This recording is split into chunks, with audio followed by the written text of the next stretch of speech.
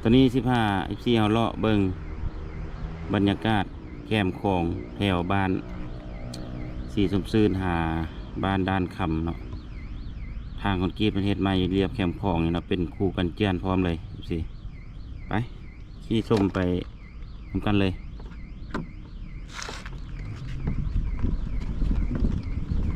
อันนี้ก็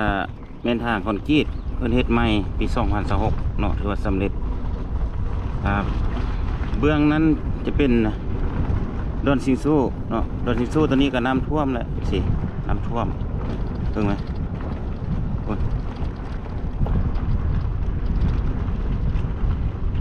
ฝั่งนี้ก็จะเป็นบ้านคนเนาะเป็นบ้านเป็นเฮือนประชาชนแต่เบื้องนี้จะเป็นน้ำโขงหรือว่าทางเส้นนี้เรียบแคมป์ของนี่นะคนนี้ใหม่เป็นคู่กันเจือนเลยเนาะตะกี้แล้วแม่นน้ำจะท่วมมักท่วมแล้วก็สอบหินก็สอบทรายมาใส่เนาะยามเดือน8เดือน9จนฮอดเดือน10คนเลยจึงค่อยวางใจได้แต่ว่ามาเดี๋ยวนี้นะเพิ่นเฮ็ดทางคอนกรีตคู่ขึ้นเป็นแบบกันเจือนเลยเนาะเดี๋ยวนี้ถือว่าน้ำบ่ท่วมละเอาสิขี่ล้อขึ้นไปถึงพุ่นเนาะสิขี่ล้อขึ้นไปถึงสมบรรยากาศยามตอนสวยตอนนี้ก็ตอนสวยบ่าย12 โมง1 โมงเลยแล้วฟ้ายังมืดครึ้มอยู่เลยฝนก็สิตกนี่เห็นไหมน้ำนะน้ำคลองขึ้นหลายช่วงนี้นะตอนนี้ฝนเศร้าได้2 มื้อนี่แต่ว่าน้ำยังขึ้นอยู่เพราะว่าภาคเหนือยังฝนยังตกอยู่เนาะเพิ่นก็ได้ออกแจ้งการให้เฝ้าระวังถือว่าทุกแข่งของลาวเลยแหละว่าน้ำมันยังสืบต่อขึ้นอยู่ฝั่งเมืองนั้นก็จะเป็นบ้านดอนสิงซู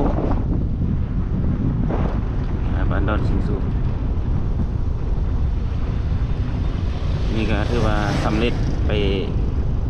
90%แล้วแหละจีว่ากันเพราะว่าอย่างน้อยนึงเนาะอย่างน้อยนึงนี่ทางนี้ก็ใส่เป็นปูคอนกรีตมานี่นะแล้วก็แต่อย่างน้อยนึงอยู่ทางหน้าอันเด้ทางหน้าอันเนาะยังบ่ทันเลยแล้วหรือว่าเสาไฟเป็นเสียงห่างเด้อันนี้เห็นประมาณ10-20 เมตรนี่เนาะประมาณ3 ลักไฟเด้อเนาะอันนี้เป็นลักไฟมันก็ใส่เรียบร้อยอย่างนี้เอาออกนี่ก็ได้นี่นะเข้านี่ก็ได้ทางพุทธน้ำคลองนี่ยังบนนี้เนาะยังบนนี้บ่ทันแล้วแล้วก็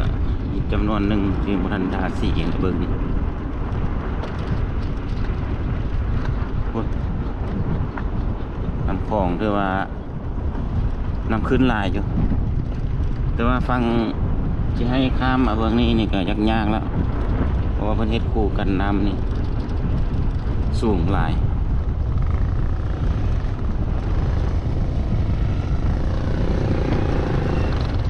โอ้ขี้เฟือมืดเกือบมาบนโซนจิบตกอีกบ่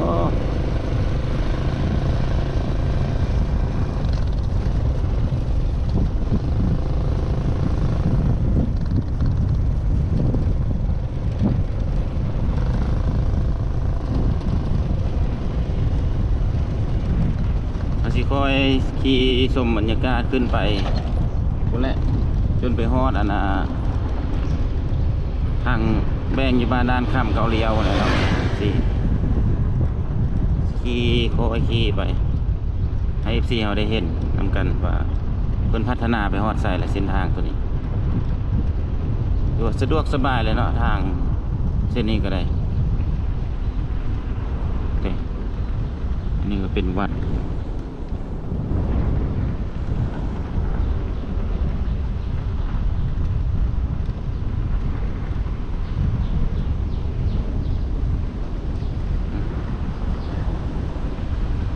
นี่คือเพิ่นก็บ่น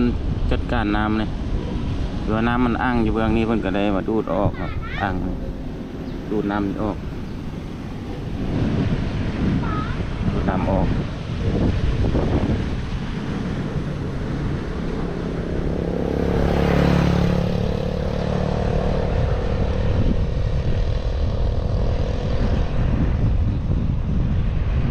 เบื้องนั้นนี่แม่นอะไรก็ว่าเองเนาะมันเป็นดอนบ้านดอนสิงสู้เนาะดอนสิงสู้แต่ว่าเป็นแหล่งท่องเที่ยวอีกวันหนึ่งนั่นแหละแต่ว่าตอนนี้ไปบ่ได้น้ำท่วมสิน้ำท่วมว่าเฮือเพิ่นก็บ่ได้ไปแล้ว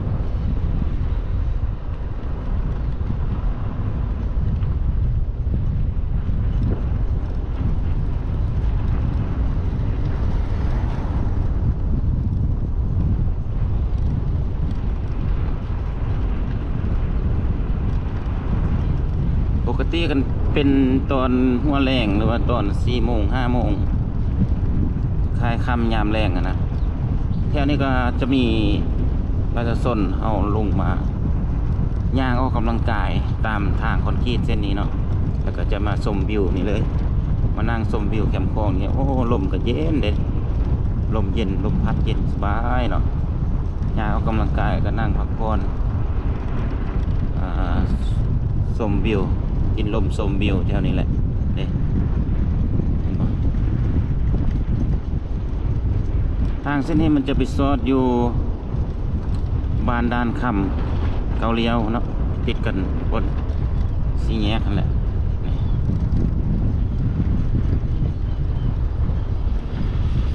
ประเทศสำเร็จแล้วเนาะปี2026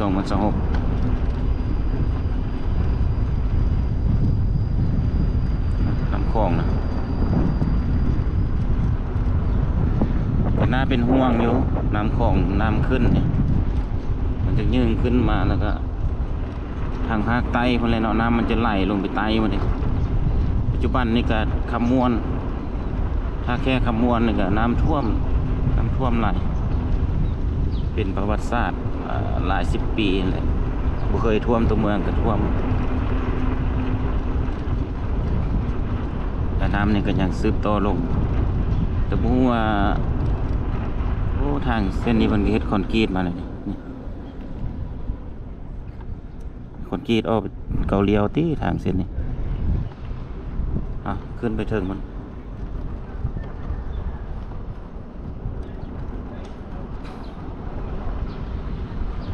บนนี้ก็เป็นบนหาลงไปหาบ้านไปหาดอนสิงซูนะเนาะบนสถานี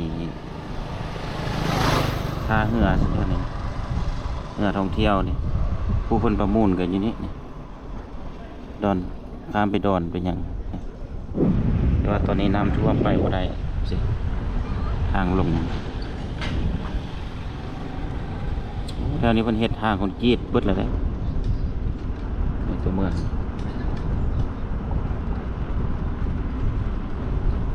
เรือท่องเที่ยวก็ได้จอดป้ายนี่เนาะว่าไปบ่ได้เด้ข้ามไปดอนบ่ได้ละมีแต่เรือน้อยเพิ่นข้ามไปเอาเข้าน้ำเอามาออกตลาดซื้อซีดซื้อผักเข้าไปกินเนาะเป็นครอบครัวแต่ว่าเมื่อไปท่องเที่ยวนี่ไปบ่ได้แล้วน้ำขึ้นหลายเลยสิ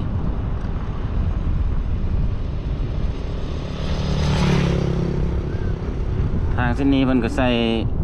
ดอกไฟเยื้องทางพร้อมเลยใส่ดอกไฟเยื้องทางสำเร็จเนี่ย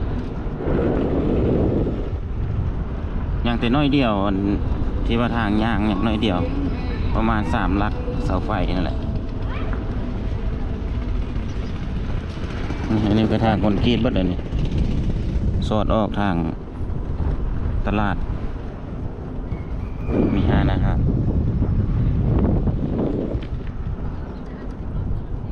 ร้านอาหารชมวิวชมน้ำคลองนี่แหละเนาะนี่สายคลองวิว5 แถม 1เปิดใหม่ที่นี่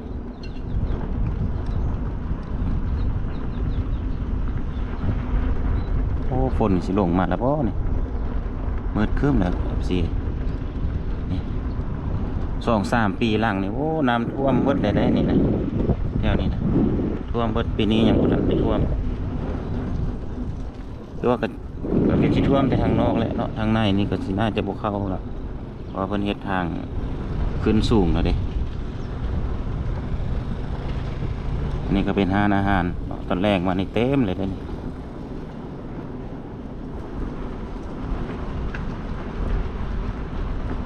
โอ้เห็นเม็ดฝนลงมาแล้ว FC ฝนสิบ่ห้ามหัวน้อยบ่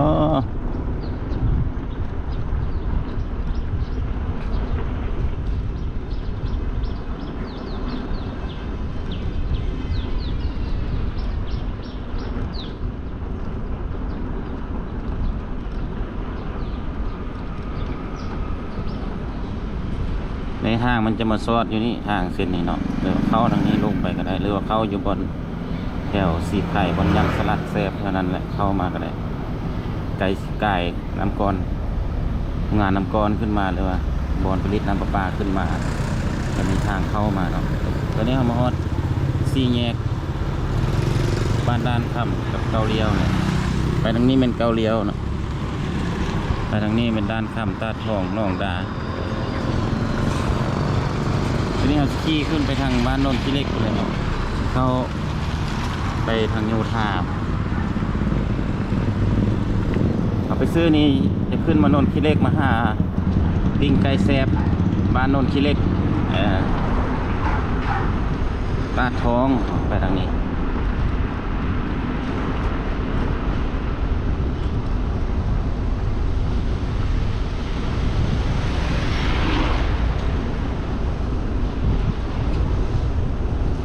บริเวณนี้ก็เพิ่นขายเครื่องตามแคมทางนี่เลยตอนแรกมานี่ประมาณ4 โมง 5 โมงเลยโอ้เลิกเรียกเลิกงานมาแล้วก็แคมทางนี่เลยเพิ่นขายเครื่องเป็นประเภทอาหารทักมี4 ใบและมี4 ซองขายเรียบตามแคมทางนี่เลยเป็นบนขายเครื่องซ้ำกับว่าตลาดน้อยก็ว่าได้ว่าคนขายยืมเงินคนแบบว่าเรียบแคมทางเท่านั้น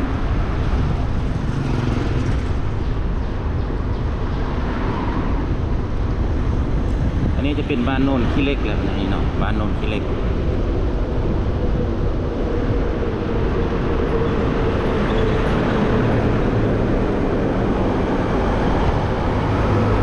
บ้านโนนขี้เล็กถ้าเราเลี้ยวขวาเนี่ยจะไปเอาไปบ้านโนนแก้ว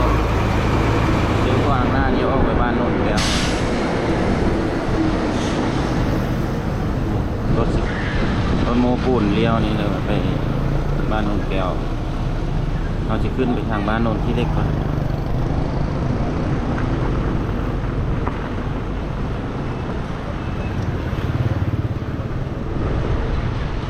บ้านโนนที่เล็ก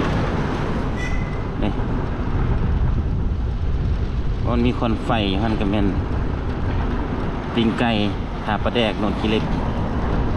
อ่านตีนไก่ถาปลาแดกโนนที่เล็ก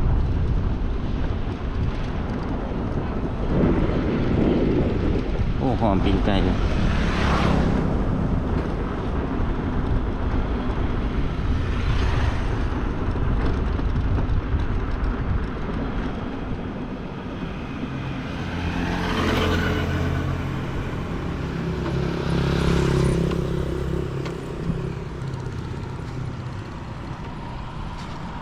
พา FC เขากลับขึ้นไปทางบ้านโนนแก้วได้ไปออกของโยธาเนาะไปออกคงปงว่าทางนี่หานปิงไก่โนนขี้เหล็กนะ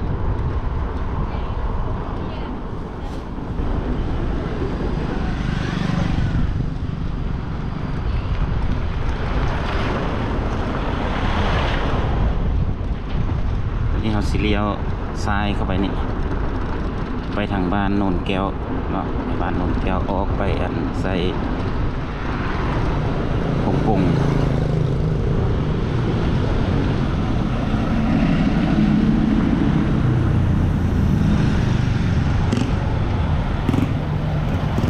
ทางตัวนี้จะออกไปใส่คงปงเลยสิ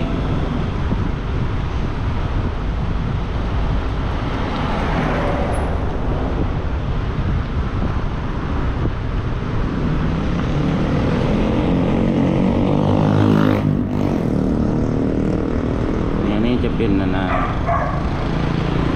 พวกเขตบ้านโนนแก้วเนาะโนนแก้ววัดบ้านโนนแก้ว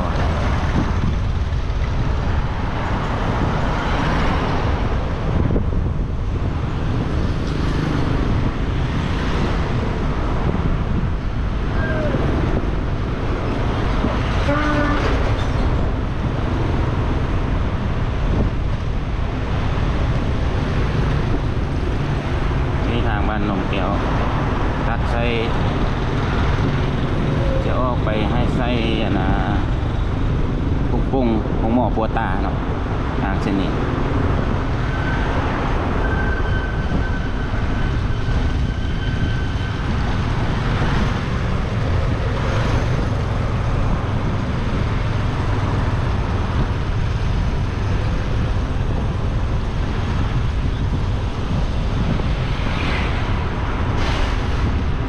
เข้าไปนี่ก็จะเป็นห้องการบ้านหนองแก้ว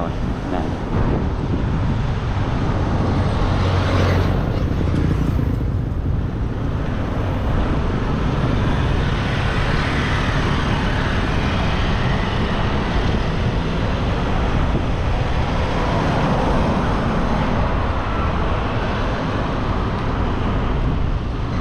บ้านโนนแก้วเนาะบ้านโนนแก้วเด้อสิ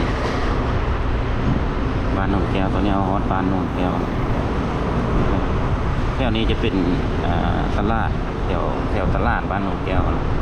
แต่ว่าทางหน้าพ้นตลาดแอนะแต่ว่าตอนนี้เพิ่นก็ขายเครื่องแคมทางนี่แหละเป็นแบบตลาดก็ว่าได้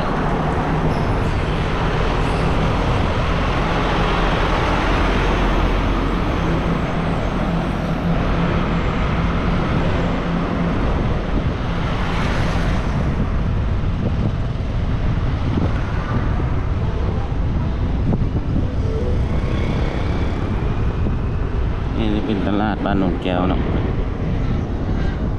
ตลาดบ้านโนนแก้วสิทีนี้เราก็จะมุ่งหน้าไปคนแหละบ้านทงปงคนแหละหมอปูตาห้างนี่ก็ซอดกันคือว่าจะซอดกันเบิดเลยเนาะเอาครับโบงูซื้อแต่ว่าความจริงแล้วทางนี้มันจะซอดกันหมด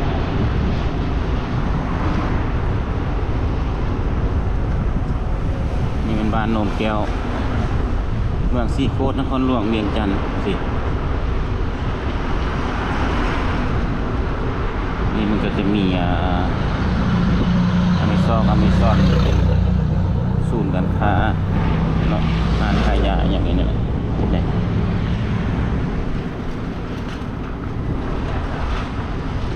ตัวนี้ขึ้นไปนี่จะเป็นโยธาบนกวดการเทคนิคนะครับเป็นกวดการเทคนิคเซ็กต่อทะเบียนรถยังเข้าไปนี่เป็นทางออกเนาะทางออกไปหาทางใหญ่เลขที่13ที่ทางเลขที่13เนี่ย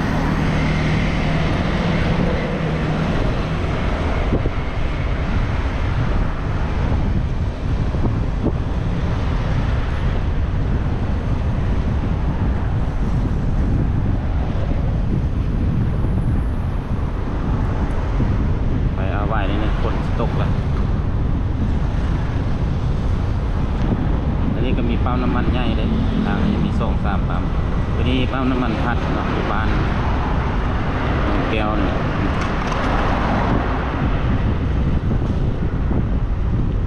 ปั๊มน้ำมันพัดถ้าเราเลี้ยวซ้ายไปนี่ก็สามารถออกไปข้างน้องแต้งจันทร์สว่างได้คือกันไปทำน้ำย้อยมาเลยออกทำน้ำย้อย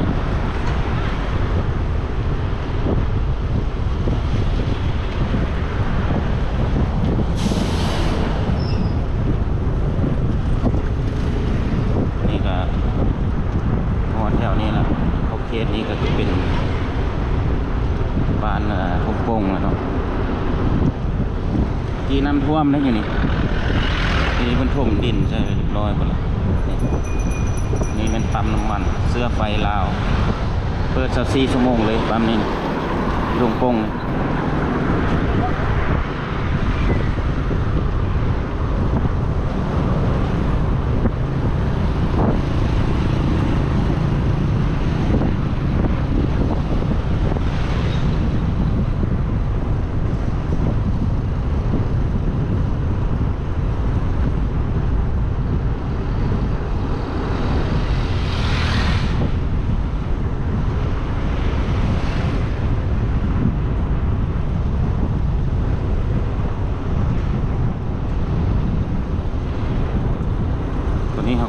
ขตบ้านทงปงน่ะ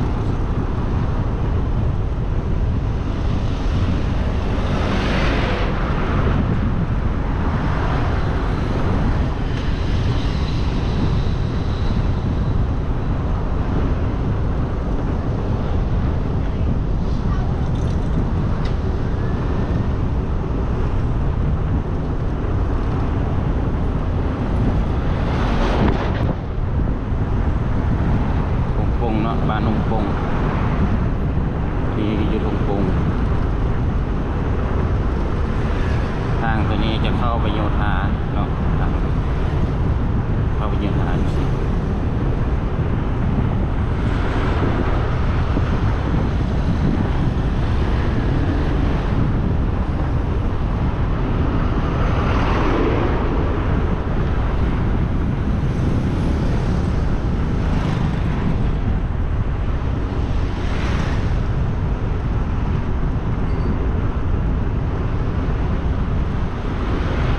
นี่จะเป็นตลาดทงปงตลาดบ้านทงปงนี่เป็นตลาดสดตลาดของกินสุกนี่นี่ตลาดทงปงสิ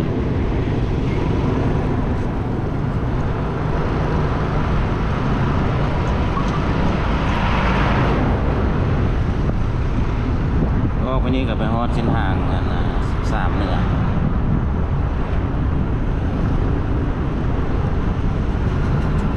มาตัวนี้ก็รถสวยรถโบราณเป็นไงจริงๆคือว่าพอไปพอมาอยู่รถโบราณคือยำชั่วโมงเร่งด่วนนะ8 โมง 7 โมงรถสวยก็11 12 โมงเนาะรถจะลายกับตอนแรงเลยเรียกเลิกงาน3-4 โมงแรงในรถก็ลาย